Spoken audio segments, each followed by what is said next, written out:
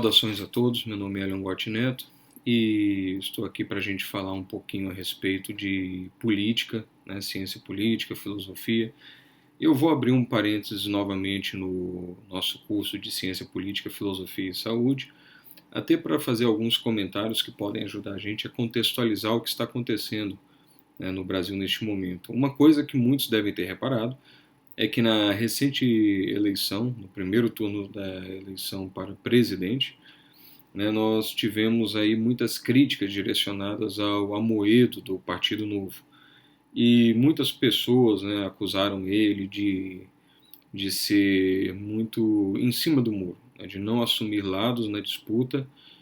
No primeiro turno, isso atrapalhou, segundo algumas pessoas, talvez a votação de alguns candidatos do Novo, né? E agora, no segundo turno, ele anuncia novamente que, embora seja contra um dos lados da disputa, ele não vai apoiar nenhum dos dois lados.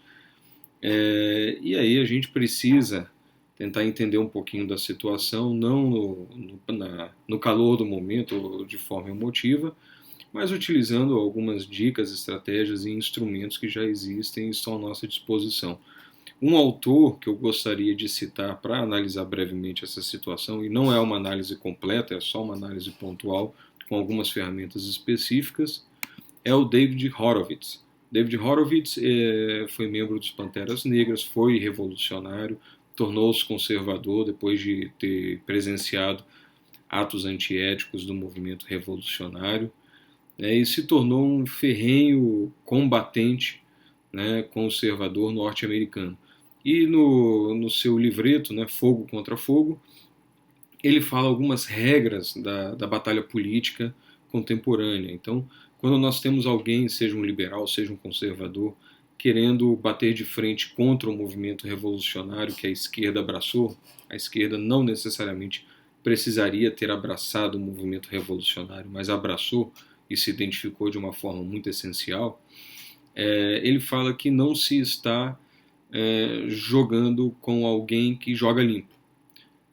David Horowitz, ele viu o movimento revolucionário por dentro, ele observou o relativismo moral por dentro do movimento revolucionário, e ele traz então algumas dicas de como você deveria fazer essa briga. Eu acho que, né, o caríssimo candidato, ex-candidato Amoedo, do Novo, e muitos políticos do Novo também fariam bem em conhecer um pouco melhor a vida de David Horowitz e ler o seu livro, ler as suas obras e compreender um pouquinho do tamanho do buraco onde se meteram.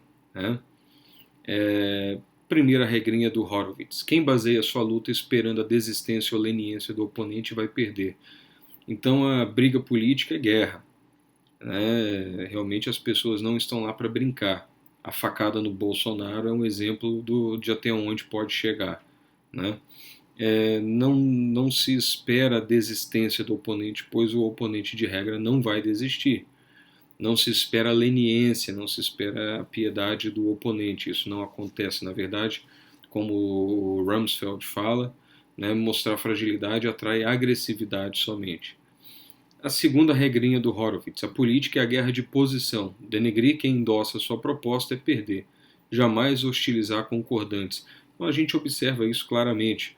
Estava lá o Ciro Gomes batendo no PT, e misteriosamente eles vão virar aliados desde que nasceram, né, agora no segundo turno.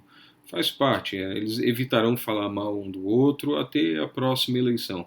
Mas nesse momento em que se chega ao segundo turno, um vai passar a mão na cabeça do outro e ninguém vai falar mal de ninguém. Eles não vão hostilizar aqueles que concordam com o projeto de poder deles, no caso do PT. A política é guerra conduzida por outros meios. Vence quem se comunica de forma eficaz, rápida e acessível.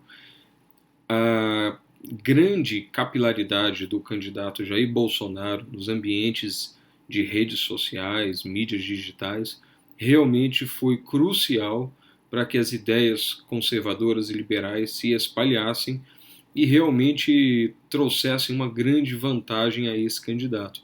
Então nós observamos agora que, embora os partidos revolucionários da extrema esquerda, esquerda radical ou esquerda moderada, eles tenham pagado, inclusive, pessoas para militância virtual, eles já tinham concepção de que o futuro está na internet, eles não conseguiram alcançar o grau de espontaneidade e até eu diria de intelectualidade de uma militância espontânea, uma coisa muito curiosa também da gente analisar, que surgiu do lado liberal e conservador da disputa política no Brasil. Então isso é um fenômeno realmente que vale uma análise mais prolongada. Quarta regrinha do David Horowitz: posição deve ser explícita, amigo de quem, inimigo de quem. O uso de símbolos deve ser feito remetendo a situações bem claras. Então, agora ainda mais no segundo turno, as posições ficaram bem claras: direita, esquerda, liberal, conservador contra extrema esquerda misturada com um pouquinho de social-democracia. Né? Então, os campos de guerra ficam bem claros. O grande problema que eu vejo aí no caso do Novo é que ele não se posiciona. Como ele não se posiciona num momento de grande decisão e crise para o Brasil, isso vai gerar um reflexo político muito negativo para o Novo, já está a gerar esse reflexo negativo, e muitas pessoas, inclusive, declaram abertamente que nunca mais votarão no Amoedo, e votariam nele num futuro hipotético, já não votarão mais. Então a falha em assumir uma posição explícita prejudica a briga política. Quinta regra do David Horowitz: se você está explicando, você está perdendo. Isso é uma frase que foi dita por Ronald Reagan. Então uma coisa que se observa é atacar sempre, se posicionar sempre do lado da esperança, da justiça, da amizade, da caridade, da liberdade e acreditar ao outro lado o contrário de tudo isso e manter o ataque. Então, realmente, se você começar a explicar muito sua posição, você está perdendo. É necessário você se posicionar contra, o lado oposto. Muitas vezes, embora eu pessoalmente ache que o ideal seria trazer propostas, políticas, econômicas, culturais adequadas, realmente atrai mais atenção e tem mais chance de voto quem se posiciona contra de uma forma mais frontal a uma outra proposta ou a outro partido ou outra pessoa. Sexta regrinha: o elemento mais agressivo e combativo geralmente vence. Quem tem mais determinação, quem tem mais proatividade, agressividade, quem consegue manter uma pressão constante, como diria o Saul Alinsky no Rules for Radicals, consegue vencer a disputa política mais facilmente. Sétima regrinha do David Horowitz: trabalhar o binômio medo-esperança. Símbolos são armas. Jamais use argumentos, use imagens. Então, ambos os candidatos atuais usam muito isso, De um lado, o Haddad fica acusando o outro lado, os militantes do Haddad ficam acusando o outro lado de racismo, homofobia, nazismo, fascismo, mesmo que eles nem saibam o que quer dizer isso. E do lado contrário, acusa-se o PT e seus aliados de totalitarismo, de risco à democracia, de comunismo. Aí se mostram as imagens de outros lugares que aderiram ao projeto socialista, comunista e por aí vai. Então, e cada um assume para si um lado de esperança num novo país. É engraçado que, no caso do Jair Bolsonaro, ele realmente pode falar de uma proposta nova porque ele é diferente de quem estava já no poder. E o Haddad faz parte de uma continuidade que já vem há mais de uma década. Então, é interessante que o Haddad fale de mudança, sendo que o que a gente observa hoje é justamente o produto de tudo aquilo que já foi gerado pelo governo do próprio partido do Haddad.